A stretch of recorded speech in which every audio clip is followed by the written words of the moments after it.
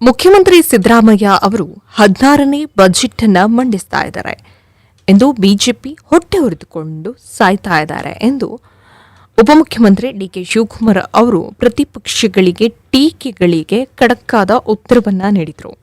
Budget ಬಗ್ಗೆ ಬಿಜೆಪಿಯವರು ಟೀಕೆಯ ಕುರಿತು ವಿಧಾನಸೌಧದ ಆವರಣದಲ್ಲಿ ಮಾಧ್ಯಮಗಳ ಜೊತೆ ಡಿಕೆ ಶಿವಕುಮಾರ್ ಅವರು ಮಾತನಾಡಿ, ಕಾಂಗ್ರೆಸ್ ಸರ್ಕಾರ ಕೊಟ್ಟ ಮಾತನ್ನ ಉಳಿಸಿಕೊಂಡಿದೆ, ಉತ್ತಮವಾದ ಬಜೆಟ್ ಅನ್ನ ನೀಡುತ್ತಿದೆ ಎನ್ನುವ ಹೊಟ್ಟೆಹುರಿ ನಿನ್ನೆ ವಿರೋಧ ಪಕ್ಷ ನಾಯಕರುಗಳು ಕೆಲವು ಶಾಸಕರು ಕೇವಲ ಫೋಟೋಕ್ಕಾಗಿ ಮಾತ್ರ ಬಂದಿದ್ರು, ಇನ್ನೇನು ಕೇಳಲು ಬಂದಿರಲಿಲ್ಲ. ಮುಖ್ಯಮಂತ್ರಿಗಳು ಇಲಾಖೆಗೆ ಏನು ಕೊಡಬೇಕು ಎಂದು ಸಚಿವರ ಬಳಿ ಚರ್ಚೆಯನ್ನ ಮಾಡ್ತಾ ಇದ್ದಾರೆ ಎಂದು ತಿರುಗೇಟನ್ನ ನೀಡಿದ್ದಾರೆ.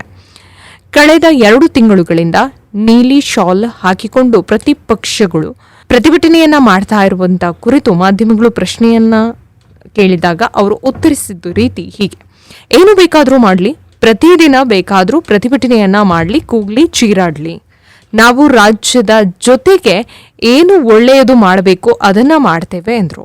ಇನ್ನು ಬಿಜೆಪಿಗೆ ನಾಚಿಕೆ ಆಗಬೇಕು, ನಾವು ಕೊಟ್ಟ ಮಾತುಗಳನ್ನ ಉಳಿಸಿಕೊಂಡಿದ್ದೇವೆ, ಅವರ ಕಾಲದ ಬಜೆಟ್ ರೀತಿ ನಮ್ಮದು ಇರೋದಿಲ್ಲ, ಕೇಂದ್ರ ಬಜೆಟ್ನಲ್ಲಿ ಕರ್ನಾಟಕಕ್ಕೆ ಏನು ಕೊಡುಗೆಯನ್ನ ನೀಡಿಲ್ಲ, ಕರ್ನಾಟಕ ಉಳಿಸಿ ಎಂದು ಹೇಳೋದಕ್ಕೆ ಅವರಿಗೆ ನೈತಿಕತೆ ಇಲ್ಲ, ನಾವು ನಮ್ಮ ಜನರನ್ನ ಕಾಪಾಡ್ತಾ ಇದ್ದೇವೆ, ಕಾಪಾಡಿಕೊಂಡು ಬಂದಿದ್ದೇವೆ ಎಂದು ಹೇಳ್ತಾ ಇದ್ದಾರೆ.